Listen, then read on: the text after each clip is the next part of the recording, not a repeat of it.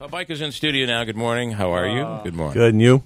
So, let's see. Yesterday it was Lapola, Dawes, Moriarty, and you were in fourth place behind by one vote. Yeah. You want me to tell you what happened? Somehow, today, you are now tied for third place. Moriarty is in second place, only 4 votes ahead of you, and Dawes is tied with you at 1259.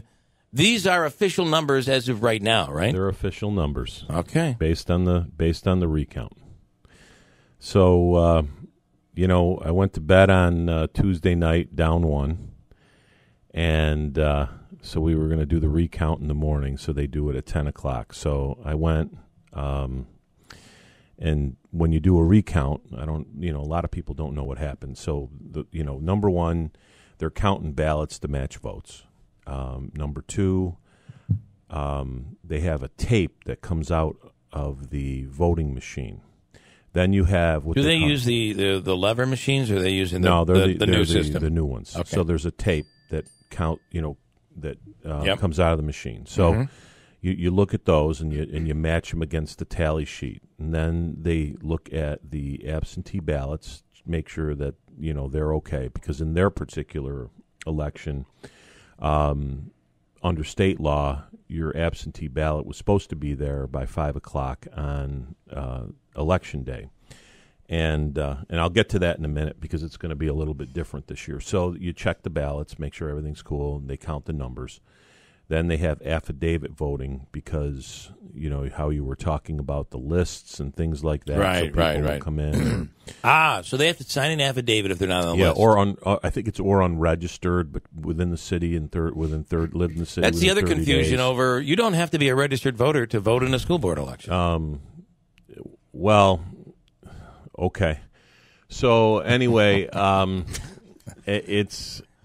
He loves my half input. the time they can't find whether you're registered or not. But right. anyway, Okay, I get that. So at this point, they went through the affidavit votes, and we start tallying them up. So we go through every single district, and you have a lot of parties there interested, and so there were some questions that were raised, and they were resolved without any difficulty. And we start doing the calculations, and you're seeing.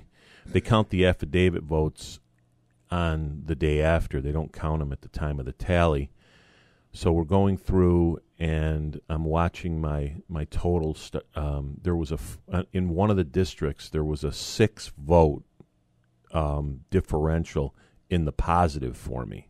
Oh. Other than that, there were there was one where I was 2 votes up, or that I ended up taking 2 votes. Can I less. just ask, when that happens, because in my mind, I don't get excited over any of that stuff. Okay, because I'd be like, because the reality is, if you've done them before, I'll bank it here, I'll bank in that file, I'll bank over here, and maybe you're just hoping that you're not going to lose votes. Okay, yeah. So in this process, yes, because it could happen too. I'm sitting there and I'm watching things develop, and I'm neck and neck with Moriarty, and she's up 1, and then we're back to even. I'm up 1, and it's going back and forth. So we're getting all the way to the end, and I'm looking at the numbers, and all of a sudden I realized that I had made up I think it was an 11-vote differential with Don Dawes, and I was 1 up on Moriarty at that point, and I was 1 up on Don Dawes, and we're like the second to last district that we're looking at. And all of a sudden, they look, and they had Moriarty with only 2 votes. And when we looked at the tape, it turned out to be 7. So she bumps up to plus 4, and then Don Dawes got an affidavit vote or something like that, an extra one, and all of a sudden he's even with me. So I look at the entire the calculations, and I'd come up with the number, and I said, listen, she's got this many, Don and I have this many, and we're tied. So they went and they counted it 6 different times, and sure enough, that's what happened. That's what it was. So now, as we're doing this, you would think I don't know. I guess some people would be nervous or sweating it out. I really wasn't sweating it out because, in the office, the clerk's office, there's like 89 or so absentee ballots that had come in that were postmarked prior to the date of the election, but came in after 5 o'clock on Election Day.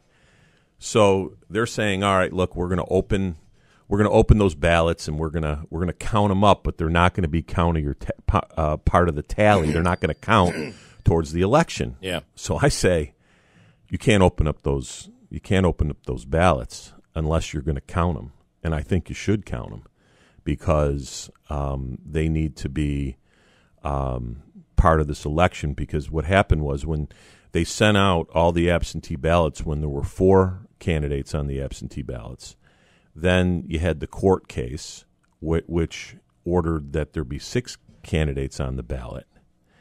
And so they resent them out to people that had requested absentee ballots up to that point, and now they had 6. Well, some people just sent the absentee ballot with just 4 in. Right. And they had a very limited turnaround time as it related to returning the substitute absentee ballot. So I said, look, you sent them out, 10 or I can't remember how many days, but these went out a week later. You cannot use the deadline of 5 o'clock on Election Day. I said, if that's what you're going to do, I'm just letting you know, and I'm not trying to be mean, but I'm just letting you know, I will sue to make sure that doesn't happen, because these people exercise their right to vote, and through no fault of their own, shouldn't be prevented from voting. So I guess, at that point they decided that, they consulted with their lawyer, Don Gerace, and Don recommended that they not open them. So they're going to keep them in a secure, safe. Can you explain one thing to me? I was always under the impression that as long as it was postmarked. Listen, the school district's process. They have a lot of hardworking people that run this election. Yeah, they really do. And it's somebody was commenting. It's when you go, you see a lot of people that you've known throughout your whole life, and they're a little older and they're working the polls, and it's really kind of it's a nice thing when you go in there. Okay. Yeah. No. And so they're working hard. And my polling place, I saw legendary radio personality, Greg McShay was awesome. Who was on WTLB for years, worked here, and we've had him on the air. Yep. Greg McShay was my guy to find my name, and that's fabulous. Yeah, it's pretty cool. You don't care about my no, stories. I really don't. No. At that point. Joe's like, I was right in the middle of do you the want me to? You're interrupted. What I'm telling you, because Yeah. I could also go off into something else if you'd like. Well, but listen, just show me a shiny object. you got that right.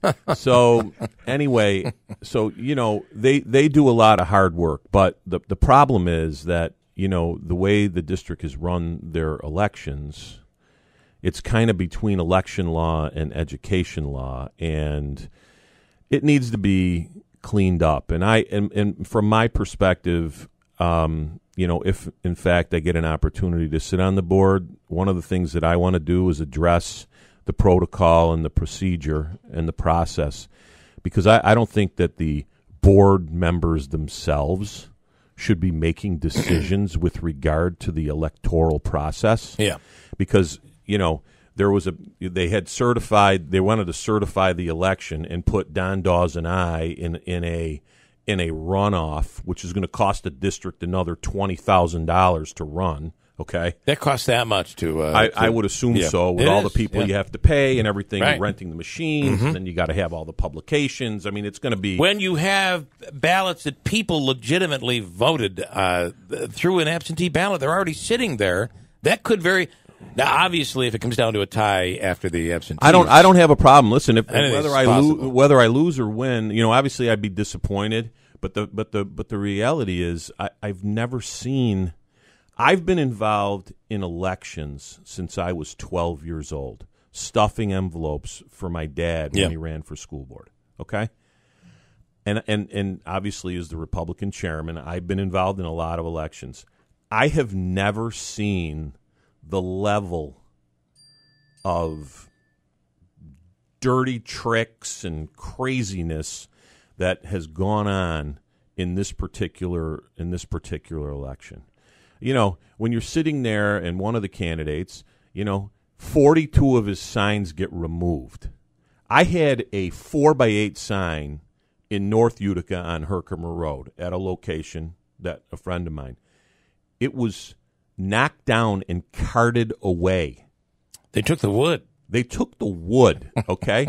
This, by the way, it's good like kindling. It's like what I find, look, and I will say this much to you.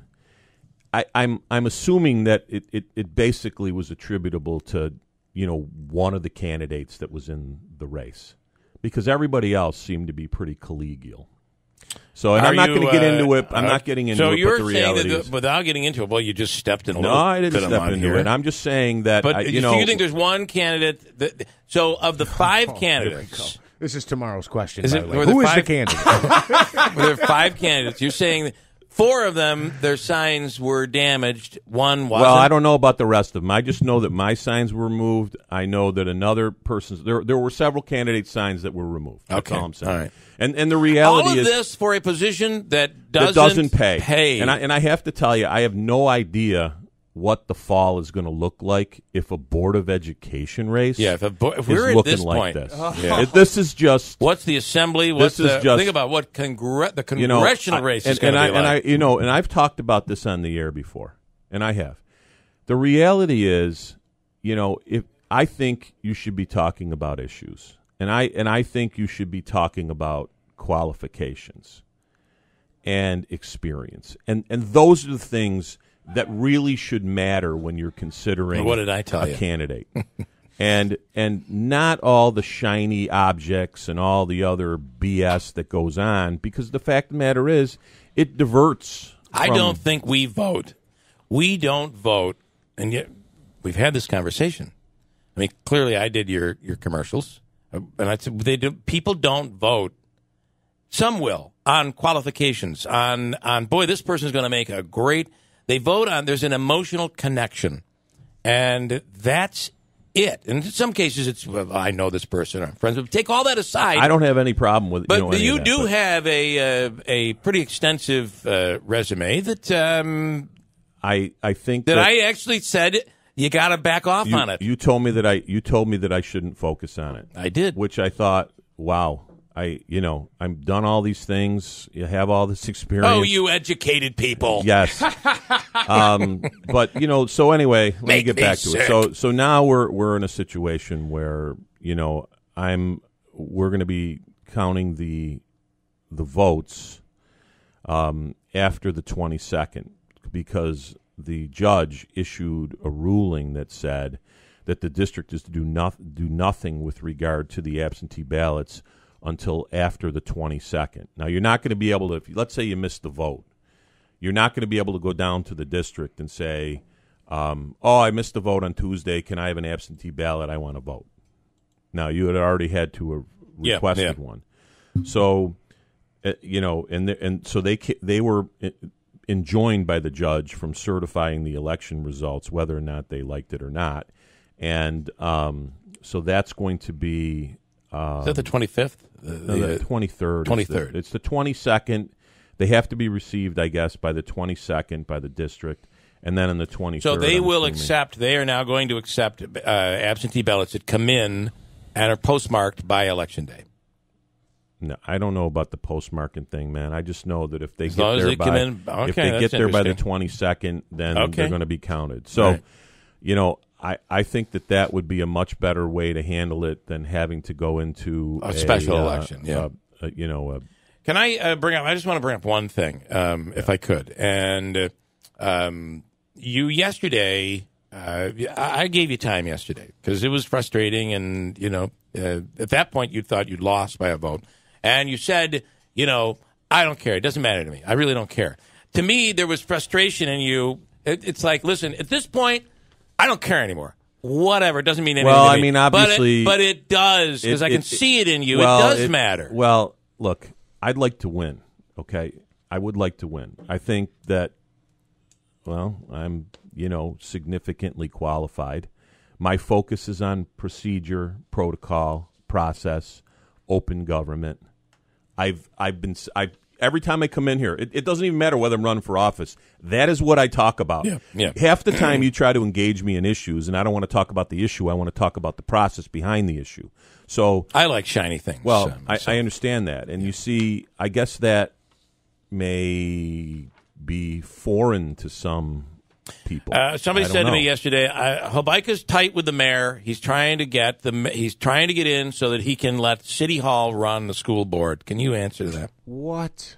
I'm just saying that's what I was told yesterday. Is it true? Answer the question. I will answer the question. Okay.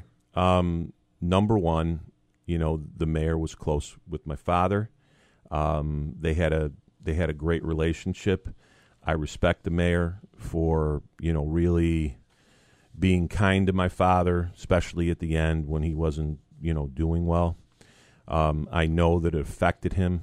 And I know that my father cared about the mayor. Okay, I like the mayor, but the reality is, one of the reasons why maybe people don't want to see me on the Board of Elections or Board of Education is because I am independent. I will listen to reason. I don't come down on one side or another of an issue unless there is a significant basis to be on that side.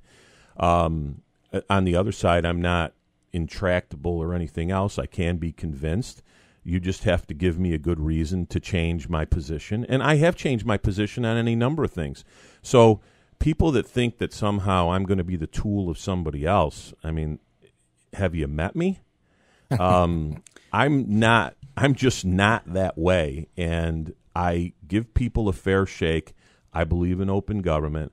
I believe in process and protocol. Yeah, that's all you ever talk about. And that's all I ever talk about. And so if you're looking to do something without protocol, process, and procedure, I'm not your guy. It's funny he said there's some people don't want him on the Board of Elections. I think that's true, too. No, I mean, listen, look, it's hard to run an election. And we are still trying to get everything in line, I think, generally, because we've upgraded with technology. And you're always going to have human error because, number one, man, the polls in the Board of Education race in Utica, they're open from noon until 9 p.m. Yeah. Okay? And New the people Hartford, are 7 until 9. Well, I know. And so my point is, you want somebody to sit there for 9 hours, be fresh enough to then do all the things they need to do, opening and closing and everything else. That's a hard thing to do. I don't know if you've ever sat there. Yeah, I have, and I can tell you. Especially when there's not a lot of traffic. Well, even if it's even harder when there's a lot of traffic. And you're using like, for example, in South Utica at the JCC, their machine started beeping. So they had a crisis because the machine had wasn't really plugged in correctly. Their fault just happened. Something happened with the plug. It was running on battery. The next thing you know, the battery started going low. So, they had to bring in people. I mean, look, they handled it. But the reality is it's stressful. It's stressful. I want a couple of clarifications. Somebody, I won't use either one of these people's names just because. State elections, political elections are completely governed differently than school board. We agree with that. Also, postmark does not matter. Well, I said that. You did. I know. Postmark does not matter in school elections. Ballot must be received by district by close of the day of the vote. Now, that is true. However, in this case, a judge has ruled. It was changed. Yeah. So in this one, the judge ruled it's going to be the 23rd. It's going to be whatever the date next week. The 22nd. All right, one quick one, then we'll let you go. Michael in Utica wants to pipe in. Good morning, Mike. You're on. Hey, Joe, what's going to happen with what ballot are they going to count, the absentee ballot? They're not counting the 4. They're not counting the 4, I guess at this point. Well, explain what we're talking about. There were 4 people on the ballot. There's a 4-person ballot. Some people responded with those. Then there's a 6-person ballot. That was the substitute ballot. The position is that they're going to count the 6-person ballot rather than the 4-person ballot. So some people who voted, their vote will not count. some people who voted, with the 4 will no not. fault of their own, but they were given they were given a ballot that was ruled invalid. At this point, I have no idea how many are in those 87. What's going to happen. I know there's 200 and something four